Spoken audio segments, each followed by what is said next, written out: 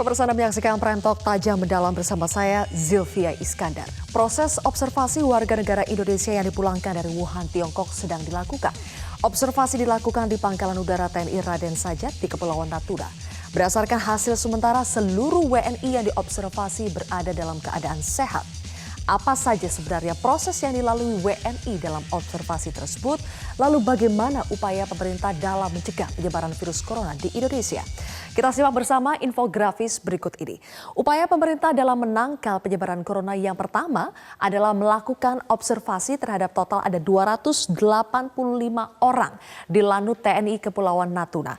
285 orang ini terdiri dari 237 WNI, ada 1 WNA bersuamikan WNI, kemudian 5 anggota tim AJU KBRI Beijing dan 42 anggota tim penjemputan WNI dari Wuhan. Proses ini dilakukan oleh tim medis dari Kementerian Kesehatan dengan difasilitasi kementerian terkait dan juga TNI. Proses observasi akan dilakukan secara ketat selama 2 minggu sejak mereka tiba hari Minggu kemarin. Namun karantina bisa saja berakhir lebih cepat tergantung keputusan dari tim medis. Untuk mengisi kegiatan sehari-hari, pemerintah menyiapkan jadwal kegiatan harian seperti berolahraga.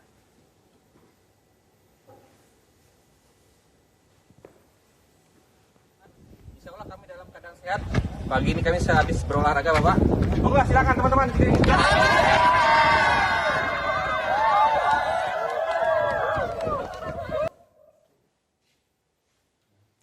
Pemirsa, yang kedua adalah memberlakukan kebijakan restriksi bagi warga negara asing asal Tiongkok yang masuk ke Indonesia.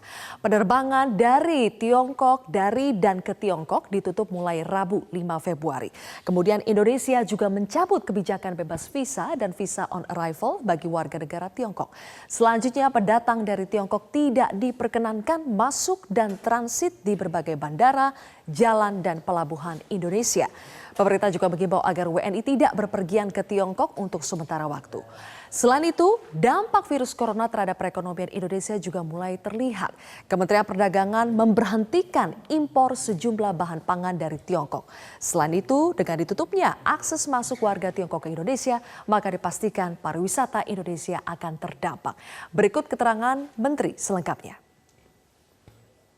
Pada saat WHO sudah mengeluarkan suatu rekomendasi, maka kami melaporkan kepada Bapak Presiden dan kemarin diputuskan untuk tidak dilaksanakan atau stop sementara ya, karena itu akan membahayakan bagi penduduk Indonesia kita sendiri. Secara spesifik apa aja tuh Pak yang di-stop? Jadi begini, spesifiknya berkaitan dengan makanan minuman itu harus sementara di-stop. Hingga pukul 16 hari ini WHO melaporkan bahwa 17.459 orang terinfeksi virus corona di total 27 negara. Ada 6 negara dengan korban terinfeksi terbanyak, yaitu Tiongkok sebesar 17.276 orang, disusul Jepang 20 orang, Thailand 19 orang, Singapura 18 orang, Hong Kong dan Korea Selatan masing-masing 15 orang, dan sisanya tersebar di 21 negara lainnya. Total korban meninggal dunia hingga pukul 16 tadi mencapai 362 orang. Korban meninggal pertama di luar Tiongkok telah ditemukan di Filipina. Sementara sejauh ini pasien yang terjangkit virus corona yang berhasil sembuh dilaporkan berjumlah 489 orang. Sekarang pertanyaannya, sudah cukupkah langkah-langkah yang diambil pemerintah Indonesia untuk mencegah penyebaran virus corona? Saya akan membahasnya bersama dengan sejumlah narasumber. Namun sebelum itu kita akan pantau terlebih dahulu bagaimana perkembangan observasi terakhir yang dilakukan terhadap 285 orang yang baru saja kembali dari Wuhan. Ada rekan Valentina Chelsea yang memantau langsung dari Pusat Observasi WNI di Kepulauan Natuna. Chelsea, bagaimanakah kondisi kesehatan 285 orang yang ada di sana saat ini?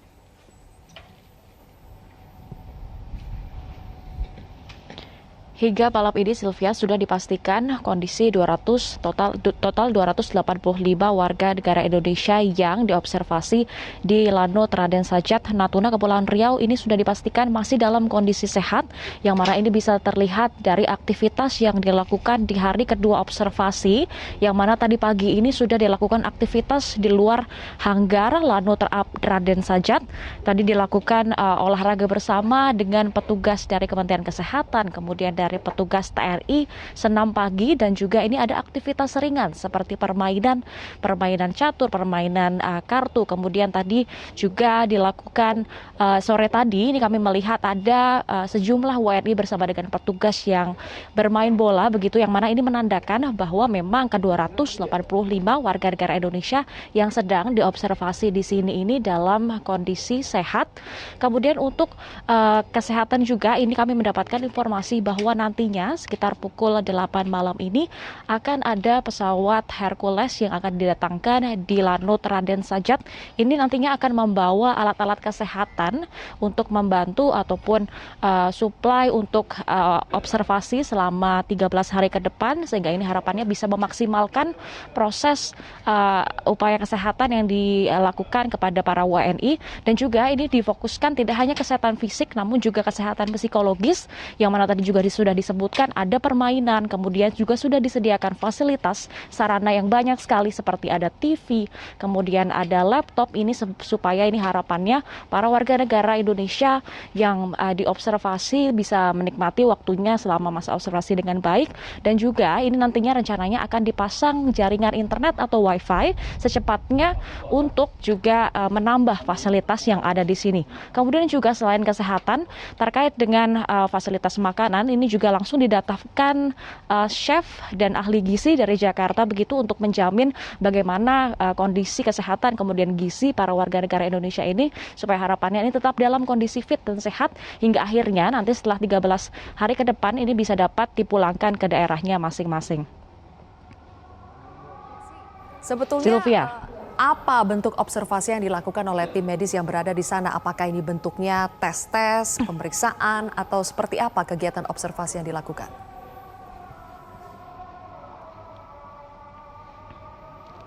kegiatan observasi yang dilakukan di pusat observasi di Lanut Raden Sajat pastinya ini sudah sesuai dengan standar Organisasi Kesehatan Dunia atau WHO, yang mana ini dilakukan proses observasi selama 14 hari terhitung dengan sejak kemarin, dan pastinya ini pengecekan kesehatan terus dilakukan untuk suhu tubuh, kemudian kondisi setiap harinya itu seperti apa, kemudian juga proses pengecekan stamina ataupun kesehatan tubuh, makanya tadi dilakukan proses olahraga bersama, kemudian ada dorongan kesehatan psikologis begitu, disediakan dokter-dokter yang memang ini tidak hanya mengurusi kesehatan fisik namun juga psikologis, dan nanti tadi seperti saya sebutkan untuk alat-alat kesehatan juga akan terus disuplai, dan ini pengecekan kesehatan juga dilakukan setiap harinya. Namun tadi berdasarkan informasi yang kami dapatkan untuk beberapa hari ke depan ini kita masih belum bisa memastikan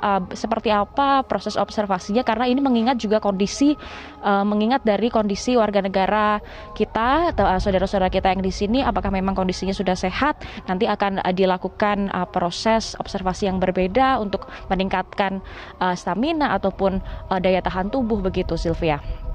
Oke.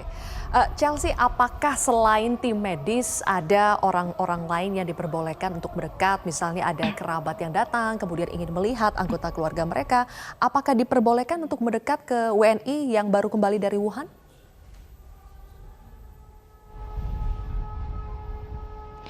Ya, dapat kami gambarkan sedikit untuk kondisi di pusat observasi. Ini berada di ujung utara dari Lanut TNI AU di Raden Sajat Natuna, yang mana ini memang berada di sisi utara.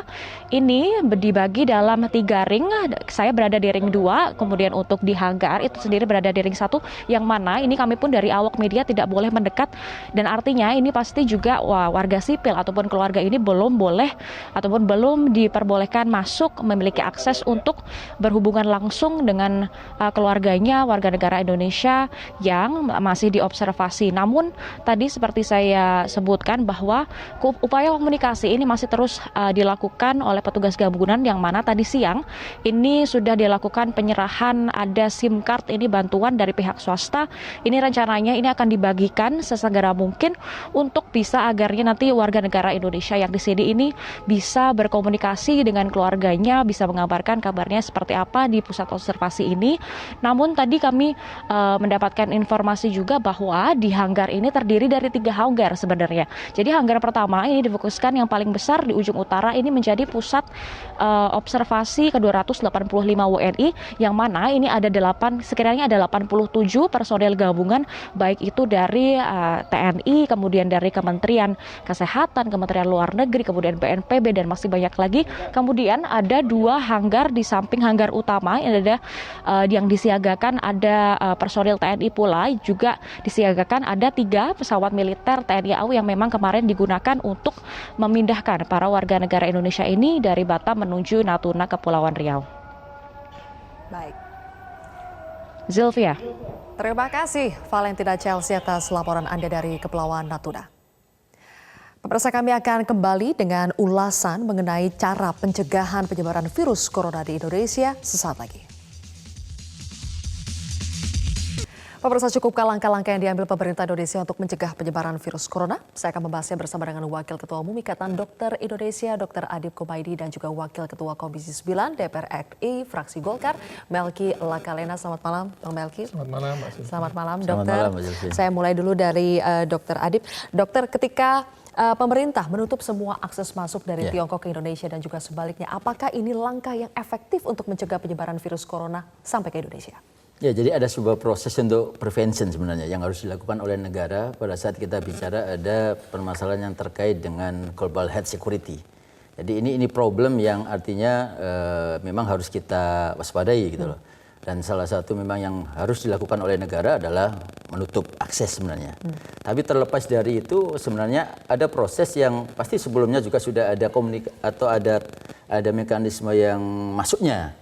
Yang dari Tiongkok juga. Nah, ini yang dari awal seharusnya dalam sebuah mekanisme pencegahan, dan kita sudah punya pengalaman dari tahun 2003 terkait dengan SARS, maka pada saat itu ada alert warning sebenarnya dari negara yang kemudian berpotensi adanya epidemi atau endemi dari sebuah penyakit, maka paling tidak selain bukan hanya thermal scan saja, tapi kita harus tahu keluar masuknya.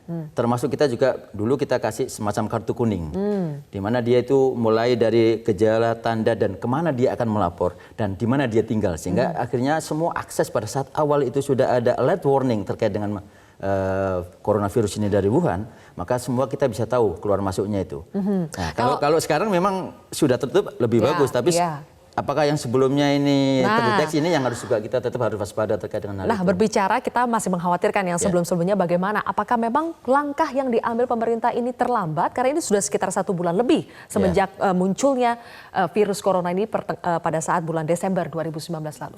Ya, jadi memang saya kira kalau kita bicara terlambat ya tidak ada kata terlambat sebenarnya. Tapi apa yang diupayakan saat ini termasuk juga melakukan sebuah proses observasi atau karantina di Natuna. Kita harus apresiasi ada langkah yang progresif yang dilakukan oleh pemerintah terkait dengan hal ini. Dan ini bisa meyakinkan juga pada masyarakat karena pada saat awal-awal informasi-informasi dan bagaimana sosialisasi terkait dengan permasalahan penyebaran virus ini masih kurang terinformasikan sehingga masyarakat banyak hanya mendapatkan dari sosial media. Tapi yang paling penting adalah bagaimana sekarang kita komunikasikan secara rutin perkembangan, kemudian termasuk kasus yang terjadi, walaupun sekarang masih zero case untuk di Indonesia, tapi kita harus tetap meningkatkan kewaspadaan itu. Oke, bagaimana dengan Komisi 9, Bang Melki, apakah mendukung langkah pemerintah untuk menutup semua akses dari dan ke Tiongkok? Ya, pertama saya perlu apresiasi buat Pak Presiden Jokowi dan jajarannya, Pak Menkes dan berbagai pihak terkait yang sudah melakukan sebuah kerja yang cepat, memutuskan evakuasi, membawa ke Indonesia, dan kemudian sekarang sudah ditangani dalam protokol WHO, dan itu prosedurnya dijalankan dengan sangat disiplin karena ditaruh di lokasi militer. Nah, yang kedua memang sekarang kita punya ada tahapannya, pencegahan, kemudian deteksi, kemudian penanganan. Sampai saat ini tentu kalau kita lihat bahwa deteksi yang dilakukan di seluruh Indonesia, kurang lebih tadi kami dapat data dari Kemenkes itu ada kurang lebih 34 kasus di seluruh Indonesia, seluruhnya negatif. Yang dicurigai awalnya ya? Seluruhnya negatif. Oke. Kemudian tadi juga yang menjadi rujukan kita untuk kasus ini kan RSPI Sulianti Saroso.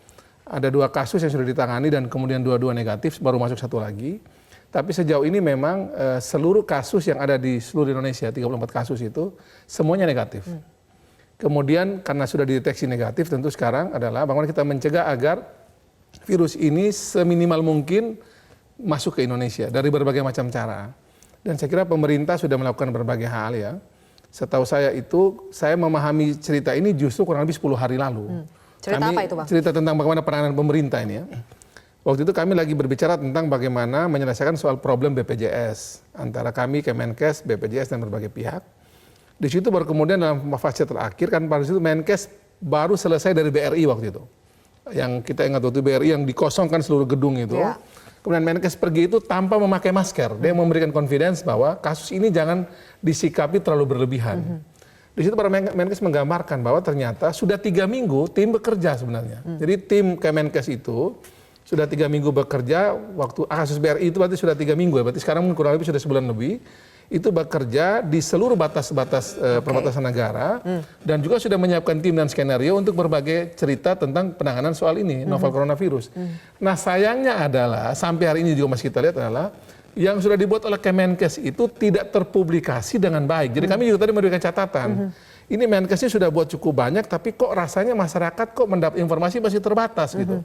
Nah itu tadi kami memberikan catatan betul agar apa yang sudah Kemenkes buat bersama pihak-pihak lain, Kemenhub kan sudah menutup jalur ke Wuhan langsung itu, bahkan sudah bukan baru ini akhir-akhir, tapi sudah kurang lebih hampir 2 minggu lalu, kurang lebih 10 hari lalu lah kira-kira. Nah sekarang ini kan ditutup untuk seluruh daratan Cina. Ya. Nah tapi kan bahwa sebenarnya langkah-langkah pencegahan itu sudah dilakukan oleh pemerintah beberapa waktu lalu, jauh sebelum ini banyak masyarakat tahu. Cuma kita publikasi ataupun kurang terpublikasi. Ya. Maksudnya ada yang mengatakan bahwa sebetulnya kita siap untuk sebenarnya kalau dengar dari cerita Menkes itu sudah sangat siap waktu saya dengar 10 hari lalu ya. Bahkan sampai waktu Menkes katakan untuk menjaga agar kalau misalnya kita ketemu bahwa ada suspek yang positif ya, yang terduga itu positif memang kena novel coronavirus ini, itu bahkan perimeter pun sudah disiapkan untuk bagaimana mengisolasi, misalnya contoh lah, ketemu satu kasus di satu tempat yang mungkin memang di tengah perumahan penduduk gitu. Baik. Itu mereka sudah punya prosedur bagaimana membuat tempat itu menjadi ada perimeter untuk dia di lock gitu. Ketika ada berita yang mengatakan kurang lebih mengatakan bahwa Indonesia ini belum punya alat untuk mendeteksi virus corona.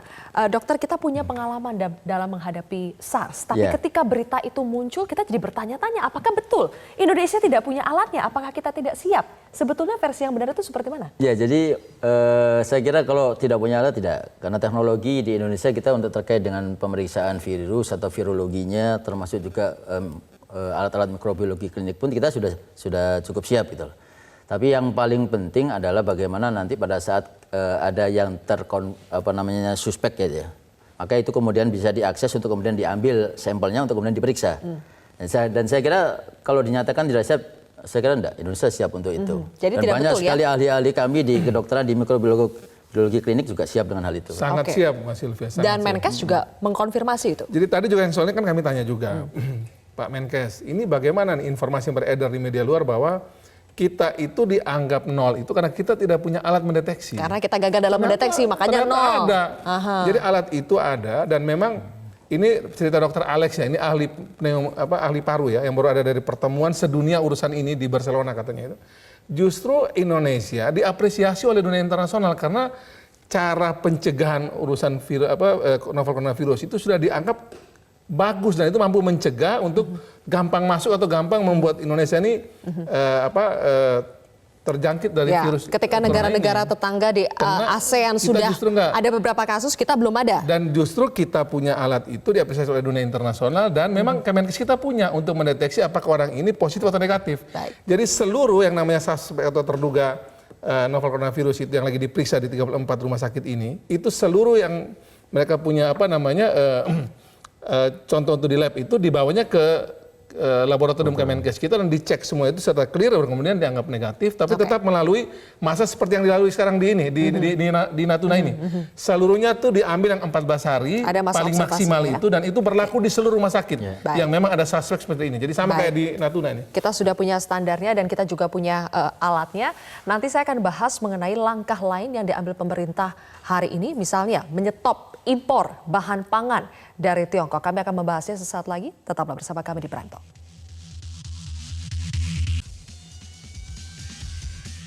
Pemirsa, penyebaran virus corona yang cepat berdampak pada sejumlah sektor, salah satunya adalah sektor perdagangan. Hari ini Menteri Perdagangan mengatakan akan menyetop sementara impor bahan pangan, makanan dan minuman dari Tiongkok.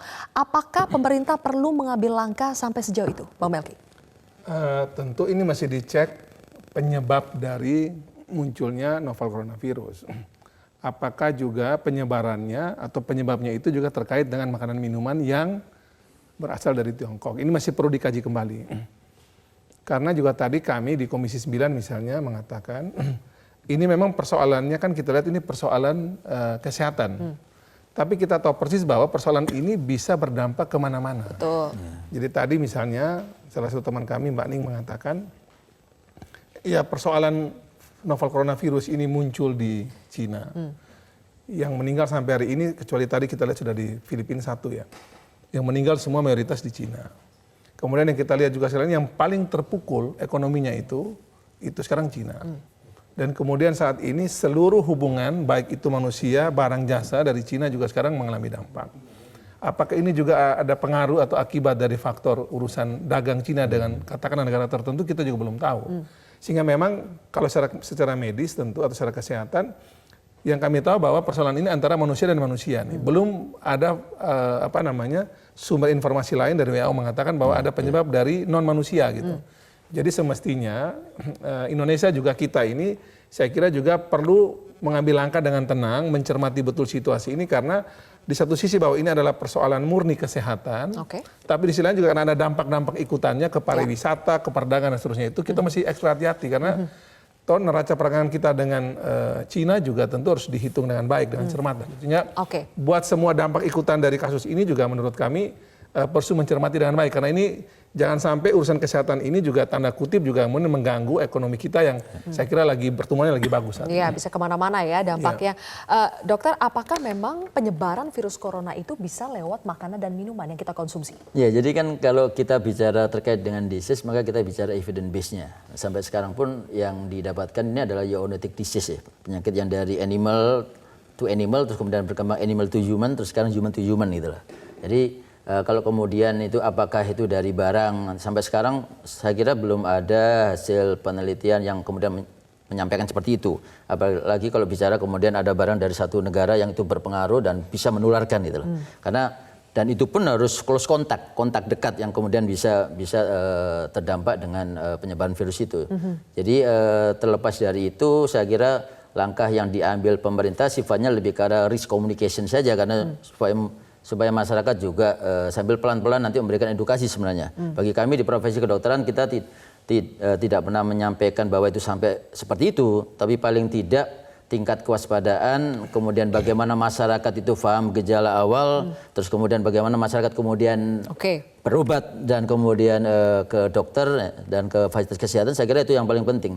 Dan ini saya kira informasi-informasi yang jelas masyarakat harus mencari dari kesehatan ya.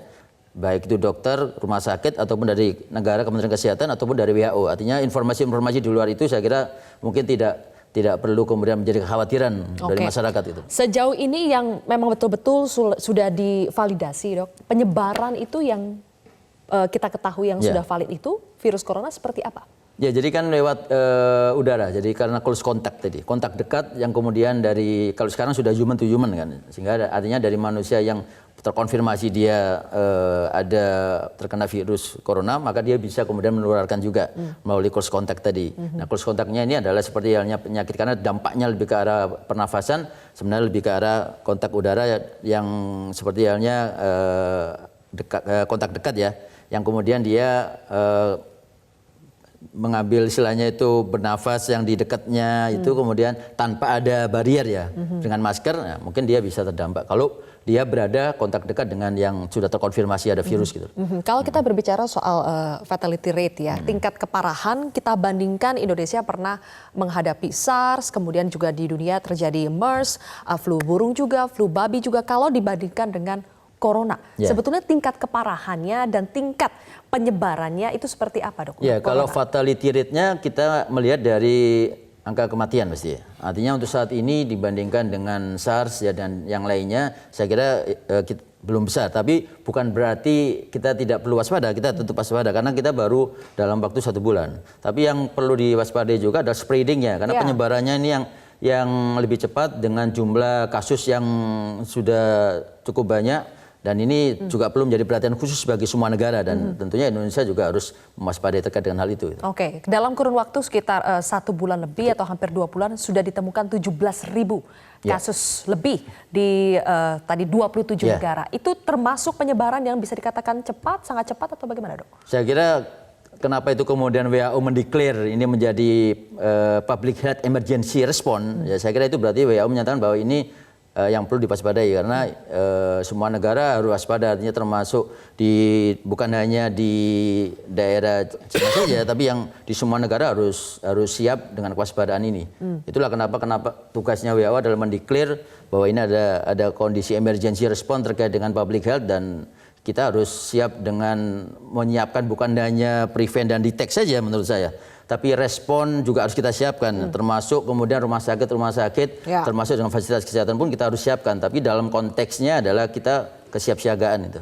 Respon kesiapsiagaan kita tadi apakah sudah betul-betul Komisi 9 memastikan kepada pemerintah dan apa jawabannya, Bang Melki? Jadi tadi itu kami misalnya memastikan pertama, bagaimana kesiapan rumah sakit se-Indonesia. Ternyata kita sudah mempersiapkan, Kemenkes sudah mempersiapkan, ada 100 rumah sakit se-Indonesia yang menjadi rumah sakit rujukan. Andai kata ada kejadian pasien yang terduga atau suspek coronavirus di berbagai daerah. Dengan 3 rumah sakit rujukan di negeri ini, itu yang utama adalah, yang paling terbaik kita tuh RSPI Sulianti Saroso, itu terbaik bahkan di Asia Pasifik juga jadi rujukan. Kemudian Gatot Subroto dan Persahabatan. Jadi ada 100 rumah sakit yang juga memang punya spesifikasi untuk menangani semacam ini. Bahkan karena ini sudah terlatih dari mulai zaman era flu burung itu, mereka bukan hal baru seperti ini. Dan tadi seperti tadi kita sebut fatality rate itu kan, corona ini kan kurang lebih 2% dari total kejadian. Kalau kita juga lihat tadi data yang Metro TV sampaikan, itu dari kasus ini kan 300-an meninggal, 400-an sudah sembuh. 489 yang sembuh ya. Jadi karena kalau kita lihat itu yang paling rumit itu sebenarnya dulu flu babi. Itu sebarannya di 214 negara, kemudian yang meninggal itu hampir 17%, 200-an ribu sekian. Kemudian SARS juga saya kira lebih tinggi daripada corona. Kemudian juga flu burung juga lebih tinggi. Dan untuk kasus corona ini sebenarnya begini, kita tetap harus melihat ini sebagai sebuah peristiwa yang harus diantisipasi, tapi harus dengan penuh ketenangan gitu. Karena kan kalau baik sumber resmi ya, dari pemerintah maupun berbagai ahli menyampaikan, kalau kita bisa baca juga dari komentar berbagai negara itu, kan ini kan sebabnya flu-flu biasa sebenarnya. Jadi kalau lihat corona ini juga seperti flu biasa. Demam, batuk, pilek, semacam itulah dia punya gejalanya. Kemudian kalau daya tahan tubuh kita itu kuat, sebenarnya virus ini akan mati dengan sendirinya juga. Seperti halnya virus-virus biasa itu. Mati dengan sendirinya, kemudian kan kalau kita lihat yang banyak meninggal ini, itu mayoritas itu memang daya tubuhnya rendah, terutama orang-orang tua gitu. Atau yang memang orang lagi punya komplikasi penyakit lain, kena penyakit ini pasti meninggal. Jadi jangankan virus corona, penyakit-penyakit yang bukan virus corona juga kalau datang ke tubuh kita nggak kuat, pasti kita akan mudah untuk kemudian terkena sakit parah dan meninggal. Jadi sebenarnya dari awal itu Kemenkes mengajak kita semua tuh untuk tetap confidence menghadapi ini, tenang, kemudian percayakan pada ahlinya, jadi mereka punya tim dan punya protokol untuk menghadapi ini semua. Apalagi ini melibatkan tentara, kemudian Kemenhub juga terlibat, BNPB banyak sekali pihak terlibat, dan ini Presiden sudah urus tangan langsung memimpin ini. Saya kira sekarang ini butuh ketenangan kita semua, kita hadapin ini dengan dengan hati-hati, tapi dengan tetap harus mengantisipasi berbagai dampak, karena ini bukan lagi sekedar kasus kesehatan biasa. Karena tadi kan kita lihat sudah merespon berbagai kita tenang tapi tidak meremehkan gitu. Betul, jadi tetap tenang, tapi jangan sampai juga kemudian ini karena kita kayak gubiah uyah semuanya dianggap ini, jadi akhirnya kita tiba-tiba melarang bahan-bahan tertentu yang harusnya itu tidak punya kaitan langsung dengan kejadian ini. Jadi harus ekstra hati-hati sehingga sekali lagi kasus kesehatannya kita tangani dengan baik, dengan tenang.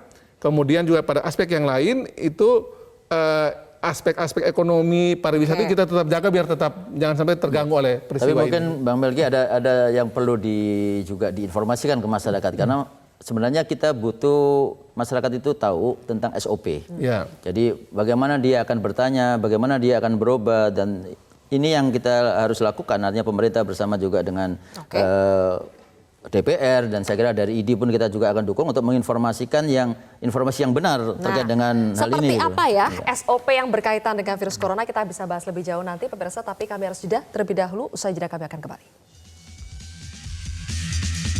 Kami lanjutkan kembali bersama dengan dua narasumber. Dokter, saat ini pemberitaan soal virus corona ini sedang gencar-gencarnya, tetapi apakah itu tersampaikan kepada masyarakat sampai ke akar-akar di bawah kita belum tahu. Tapi yang pasti mereka harus terinformasikan bagaimanapun caranya itu.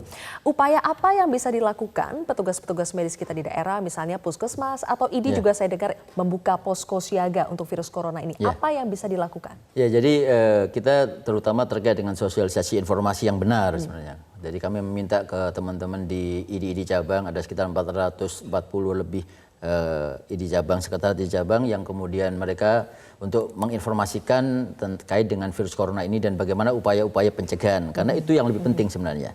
Tapi terlepas dari itu sebenarnya kalau kita bicara upaya pencegahan adalah sebenarnya kalau hidup sehat ya yang harusnya seperti itu. Cuci tangan, kemudian etika batuk yang benar. Itu sebenarnya adalah cara hidup sehat, bukan hanya kita untuk menjaga virus corona saja, tapi pada saat kemudian kita bicara penyebaran virus, itulah langkah-langkah yang paling tepat untuk kemudian kita lakukan. Dan itu harus kita sosialisasikan karena masyarakat masih belum teredukasi terkait dengan hal ini, terkait dengan gaya hidup sehat, supaya mencegah bukan hanya coronavirus saja, bukan tidak mungkin nanti ke depan juga akan banyak hal-hal yang lain yang juga perlu harus kita antisipasi dari sekarang. Bisa mulai dengan rajin-rajin mencuci tangan, betul. Kemudian dan juga etika bersih tadi ya, betul. Atau pakai masker tadi ya dok.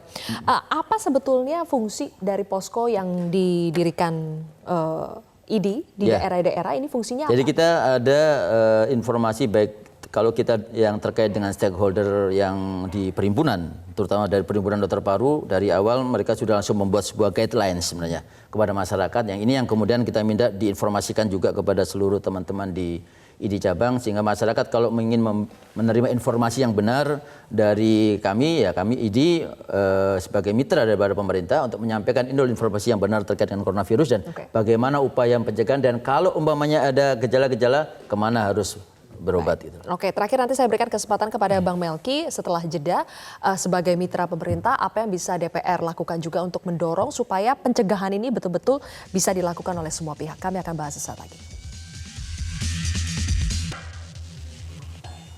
Baik, terakhir pemirsa, Bang Melki bagaimana memastikan sebagai mitranya pemerintah, Komisi 9 juga ikut selalu mengingatkan supaya sosialisasi kita sampai ke tengah masyarakat. Jadi kita tidak terlalu panik, tapi kita juga tidak menggampangkan, itu harus bagaimana? Ya tentu seperti yang sudah disampaikan, pola hidup sehat harus kemudian diaktifkan dari berbagai tempat ya, Kemenkes, pendidikan harus kembali mengingatkan bahwa penyakit ini bersumber karena perilaku hidup sehat yang harus kita lakukan, kalau tidak maka terkena sakit. Termasuk juga tetap menjaga daya tahan tubuh kita sehingga tidak sampai mudah tertular penyakit apapun termasuk novel coronavirus. Yang kedua, kami juga ingin memberikan apresiasi buat warga di Natuna. Karena apapun ceritanya, walaupun kemarin kita lihat ada dinamika di Natuna, tapi warga di Natuna dengan besar hati, dengan kesadaran penuh sebagai bagian dari bangsa Indonesia, mereka mau menerima saudara-saudaranya dari Wuhan, WNI juga yang hari ini mengalami proses observasi di hangar atau di tempat rumah sakit TNI di sana, dan itu tentu sudah punya protokol berjarak tertentu dari warga sipil, dan itu pasti dipastikan aman menurut protokol yang dijalankan dan penuh kedisiplinan. Sehingga karena kejadian di Natuna ini bisa terjadi juga di mana saja. Kebetulan Natuna ini kan warga yang dari daerah yang ada virus, kemudian mereka mengalami proses tertentu kan penjagaannya itu sesuai protokol dan ketat, disiplin sekali.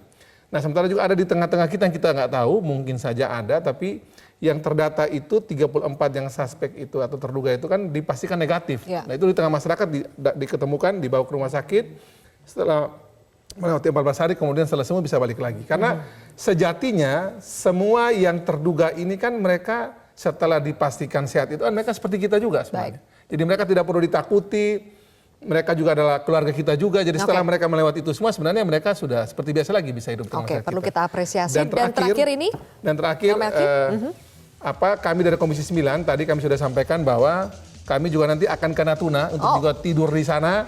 Nanti kita akan atur dari Komisi 9 juga kita akan nanti pergi ke Natuna untuk juga memastikan bahwa kejadian ini tidak untuk kita takuti tapi untuk kita hadapi dan kita selesaikan dengan baik. Dan sejauh kita melaksanakan itu protokol dengan baik, saya kira kita ke Natuna pun untuk memastikan bahwa masyarakat jangan takut. Jadi, dan ada hotline yang tadi kami sudah dapatkan dari Kementerian Kesehatan bagi yang ingin mengetahui soal ini biar bisa memahami di 021 521 0411 atau di 081 212 123 119. Baik. Ini hotline dari Kemenkes untuk mereka bisa pahami ini dengan baik. Jadi kalau mau cari tahu bisa ke hotline ini. 24 jam ini. Yang terpenting adalah kita menghadapi persoalan ini bersama dengan penuh kesadaran yang penuh ya. Terima kasih Bang Melki dan juga Terima kasih, Dokter Sylvia. Adi telah bergabung bersama kami. Dapat bersama demikian laporan talk hari ini. Saya Zilvia Iskandar pamit undur diri.